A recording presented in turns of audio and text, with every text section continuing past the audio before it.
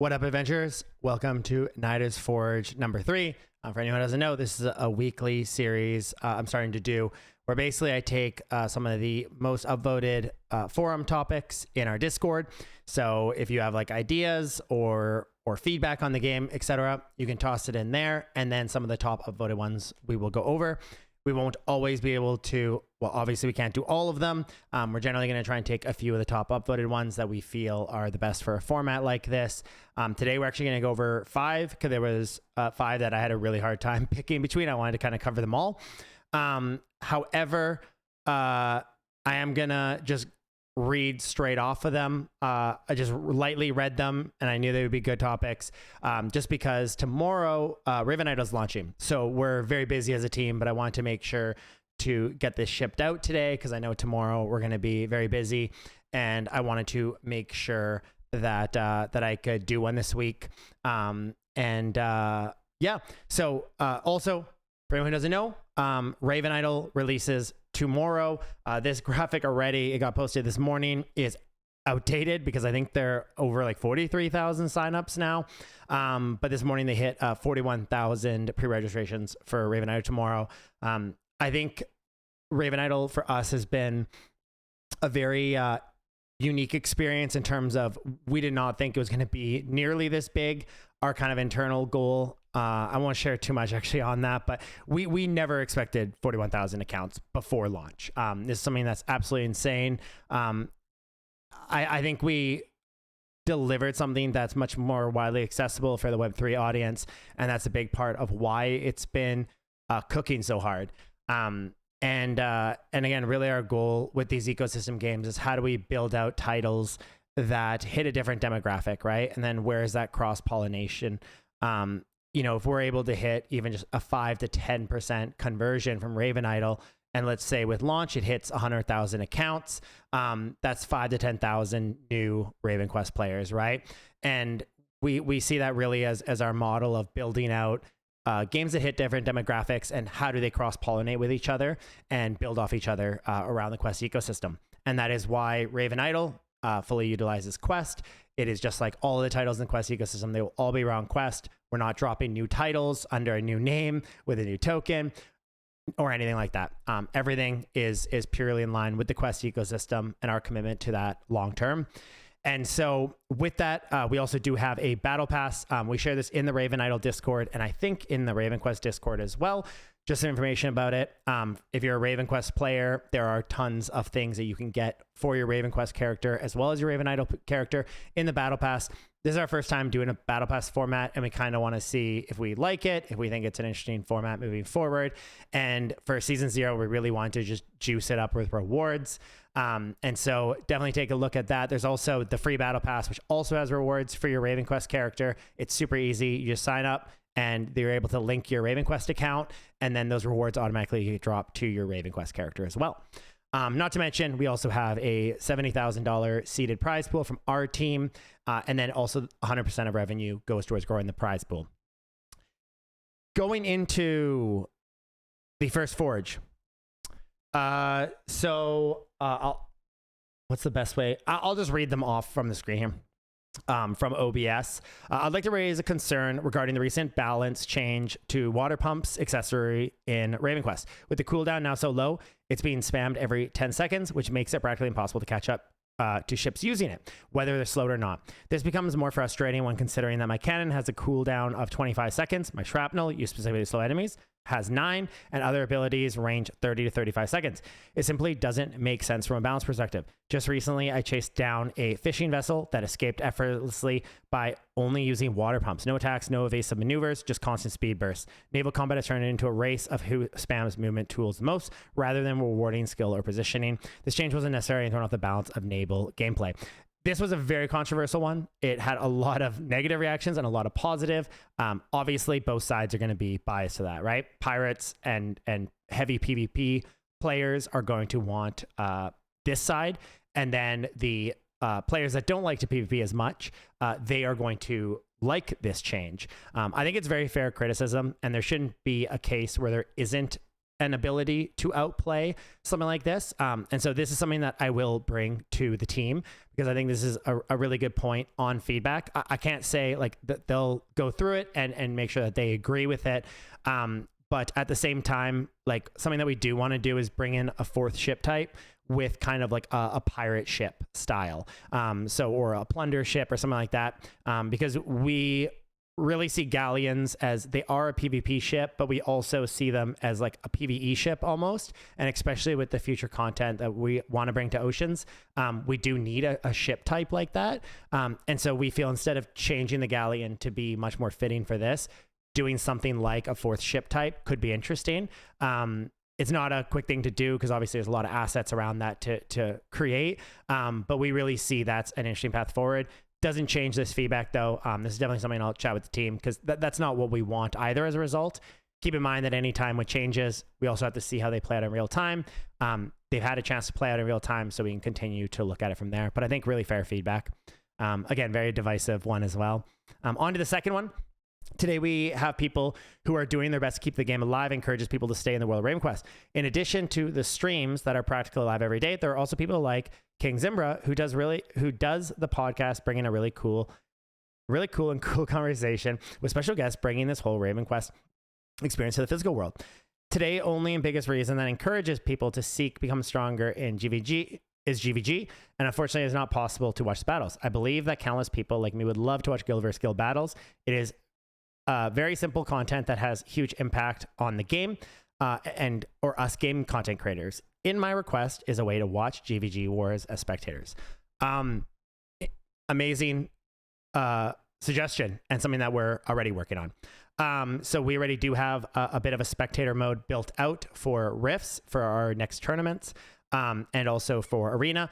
Adding this to GvG, I think, is awesome. The biggest thing is coordinating delay on that. It's a little tricky because now you're suddenly like recording the content and then giving it to people. It's a lot different than them being able to just like watch it live as a spectator mode. Delay in the spectator mode, again, you're basically recording the game and then feeding that as a video feed. It's a little tricky. That's why like spectator modes in lots of games take a long time to build out.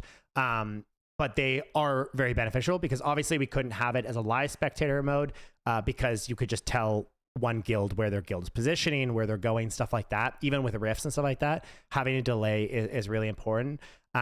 It's different, obviously, as if it's being casted live on Twitch. So like adding a spectator mode for a certain group to do spectating that's like approved, that is definitely something that we can do much simpler. Of course, allowing everyone to just go in and spectate is a little trickier. So I see an interesting path forward of giving approved creators basically the ability to spectate, ones that we don't think are going to be doing this. And if they are, we're able to just like remove them from the program, and we don't have to deal with people like making an alt account to, you know, spectate and basically cheat on behalf of the other team. But I think a really good point. This is something that we've been putting a lot of focus into. Soon we're actually going to be sharing. I'm wondering if I should leak this now. Soon we're going to be sharing what's coming for tournaments, and we have a pretty cool, we have like multiple pieces to it. They'll all be coming with 1.1, and one of them is quite unique. I won't share it yet, but we'll be sharing it quite soon. Yeah, I don't want to share it yet because I feel like another game is going to steal the idea. So we don't really want to share too much about it. We're trying to kind of keep it hush hush. When I say another game, I'm not specifically talking about a certain game. It's more like the format of the tournament and the way that it's being done. And I think it's something that other games will want to do because it's a very interesting way of doing things, and quite unique in terms of, because not like the format, it's not like how the brackets are set up or anything. It's actually, it's bigger than that. We'll share more very soon. But these are things that are very important for that, and also to allow people to do like their own cool content like this. Also, for these PodQuest guys, if they want to get like shouted out, like please get them in contact with me. They can just DM me, and we'd love to share their content. Same with any creator. If you have some cool stuff, please share it with us. Obviously, there's always a lot of people that want us to share their stuff, but really cool stuff like this, we'd love to bring to the limelight when we're able to. Again, there's always a list of people that want stuff shared, so it's, you know, it's not like we can post everything, but we love to post as much as we can. On to number 3. I know this is on the roadmap, but I feel like it's time to prioritize this. Here are some ideas for different tiers of staking quest. More you stake, more your VIP level will be high. Large community land. Come on, who is really paying all that silver for that? Let's give it to those who stake quest. That's interesting. Up to plus 20% renown, like the monk, but staking, more you stake, the more renown you get. Weekly box, some random materials, a big monthly box, a big version of it, maybe a small chance to win quest, monthly cosmetics, raffle land and airdrops eligible. If IMX will decide to do others airdrop, give it to those who stake, and many more. Those ideas was only 5 minutes of thinking of it. Yeah, so we have no shortage of ideas on here. We actually have our staking system now fully designed. It is being built out and it will be in for 1.1. I don't know if we shared that already. If not, there's some alpha. Staking is coming and we're doing something quite unique with it. I think these are cool ideas. I think there's a lot of different directions we can go with it. And we are actually offering a few different directions. So you'll be able to choose kind of how you want to do your rewards, whether from traditional rewards or we will have some like very VIP stuff. We also decided that we will be putting like hyper exclusive cosmetics in it that will have like a purchase limit as well of how many can be obtained. And these will be through the staking. And so, yeah, with that, the biggest thing is, like you mentioned, these are ideas just in 5 minutes thinking of it. Again, ideas are cheap. Execution is expensive. I don't use that literally because obviously, you know, we're always developing stuff and we have a full-time team, so it doesn't change the cost. It's more just that we have like more ideas than we have time to execute, right? There's, even with a large studio like ourselves, there's just so many things we always want to do. But I do appreciate you sharing these. A couple of them are pretty cool ideas. We actually, no, I can't share too much alpha on it yet. Landowners, we have something nice coming with that as well for you guys. Going on to, it's the thing that we shared a bit ago that we had to get legal approval for, and it is now in development. So again, 1.1 is going to be coming with a huge like laundry list of stuff that we know we wanted to bring, and we wanted to bring it all together, but then also a ton of stuff that you guys are not aware that we're dropping. It is a very, very large, again, we don't even call it a patch anymore. We do call it an expansion with treasures below, because it is at the point now that it is something that I don't think anyone's going to expect how much is actually coming with it and how many interesting things are coming with it, especially late game.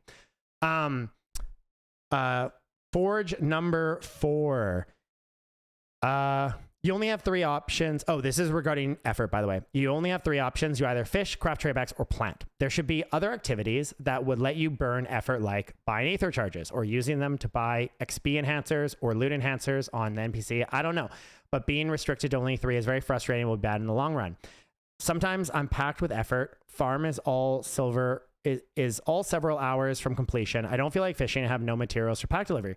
Please, more ways to spend it. I 100% agree. I think effort is like a very strong mechanic and has a lot of things that it can help prohibit in terms of like abuses and stuff like that. And it's a mechanic that we should lean a lot more into and are leaning a lot more into. So what I mean by that is like, in the ways that it can be used well is making sure that effort gain at higher level and higher renown is very effective and very good. And then at lower level and lower renown is not as good. And then tying better rewards, whether it's in-game rewards or ecosystem rewards behind that, right? To make sure that the stronger players, the more involved players, stuff like that, the people that are a bigger part of our ecosystem are getting like a bigger bulk share because of that. I think that's very good feedback and something that we are going to be leaning into more. But we also want to make sure that we obviously find a very fine line between making it relevant and important, and also not making it like too prohibitive, right? Where it just feels awful. That's not what we want either. So it is a very fine line. It's crazy how quick that can go over. But I think something that we've been realizing, and we knew this to some degree as well. Like we're not oblivious to it. We've been around for a decade. But a lot of the feedback on things that we add that are like very important to the ecosystem in the game to keeping the game economy strong, ecosystem economy strong. Like these things are very quickly rallied aggressively around by bad actors. And we now have like very, very clear data. Sorry, I keep moving stuff around. I'm fidgeting. We have like very clear data now on directly to the user on what are they doing with Quest and how are they playing the game. And we've very much seen like the same people that are rallying and crying around certain things. They're also ones that are really max extracting and have nothing other than wanting to extract as much as possible. And when we make changes that hurt that for them, they are very vocal and angry and get other people, try to get other people involved. And again, I've always been very clear. It is a Web3 game. You should be able to take your profits as well. But there's a limit to it, right? When they're intentionally trying to make everything worse for everybody else, and hurt everyone else in that process, long term, that doesn't work, right? That doesn't work out well. And that's something that we're starting to realize more is we would rather take care of the players who really genuinely love the game, want to play the game, want to progress in the game, and want to be a big part of everything we're doing. Not just RavenQuest, not just RavenIdle, not just the third game that we teased in the RavenQuest tools AMA, but we want to take care of those people first and foremost, right? And these other people, they hurt them, right? And who's going to be around in the long run, right? It's going to be the people like this and the people that are doing just these suggestions that really do care about the game and want the best for it, right? Moving on to the last one. So this is actually a two-parter. There's two images to it because it's a pretty long one.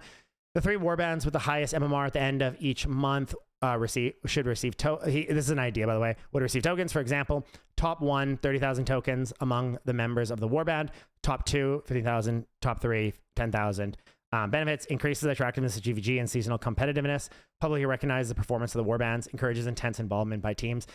Definitely something that we want to further bolster is GvG in general, but really just everything endgame. So that is why expeditions are virtually an endless progression loop in the game, and really making sure that the players that have strong characters and are high level and have juiced gear and all that kind of stuff, that they're going to benefit a lot from that, and not run into a wall where it's like, why would I progress anymore from here? That's obviously not a gameplay loop that is good for the longevity.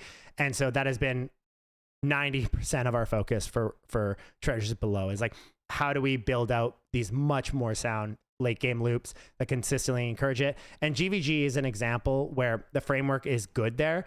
It's just not frequent enough, right? It's once a week. So there's not enough of a call to be really strong for it.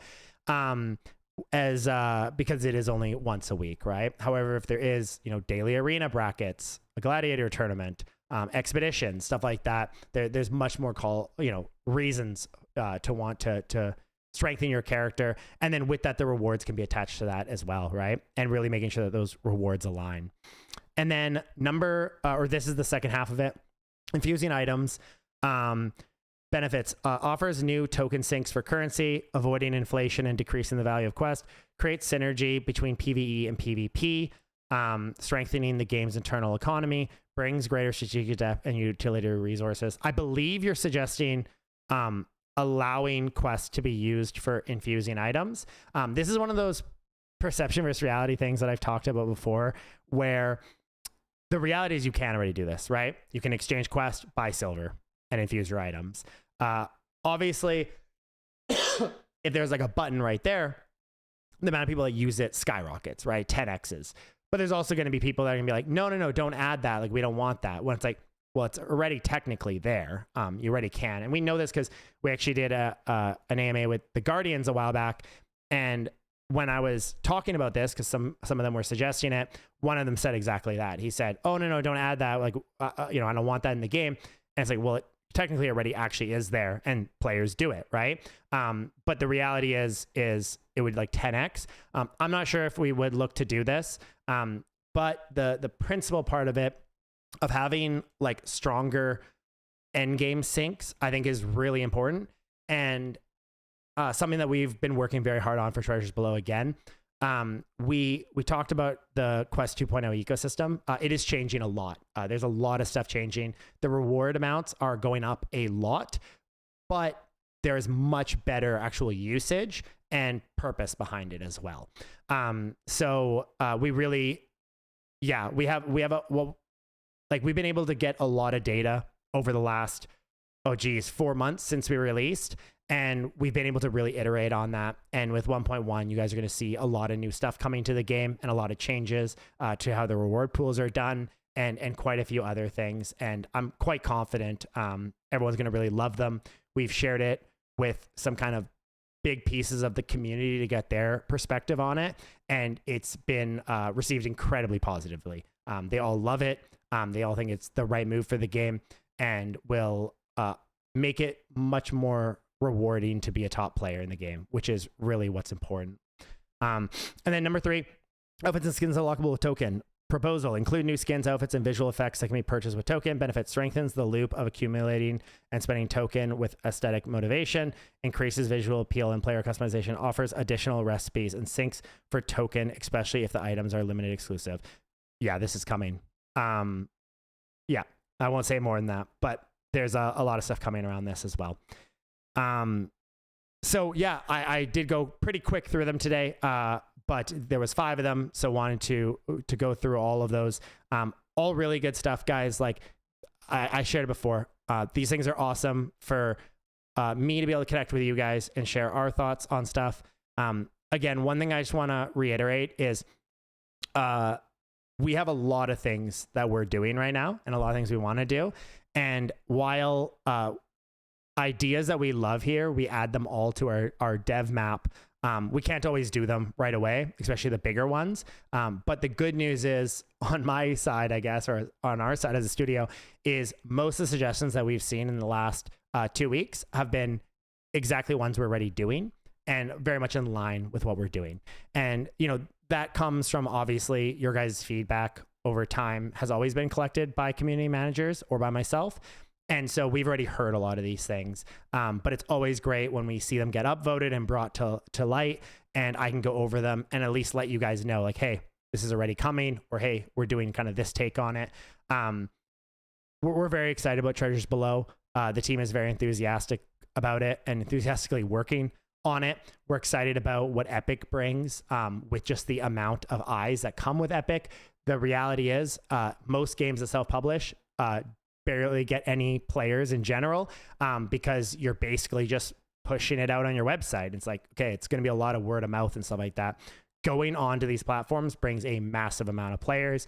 We've seen games that have 100 concurrent players go to 5,000-6,000 concurrent players just dropping on Epic.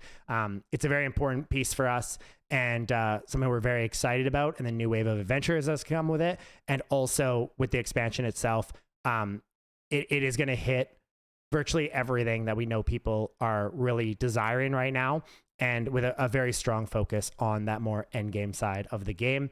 And so sit tight. We're working incredibly hard on it. I mentioned already, we're trying not to steal the spotlight with RavenIdle releasing tomorrow. But so definitely go check out RavenIdle, by the way. But we will be sharing quite soon when Treasures Below is releasing, and a ton more of information about it. We just don't want to steal that spotlight from them during their launch phase here. But thank you guys so much for joining for Nighters Forge number 3. I will see you guys next week.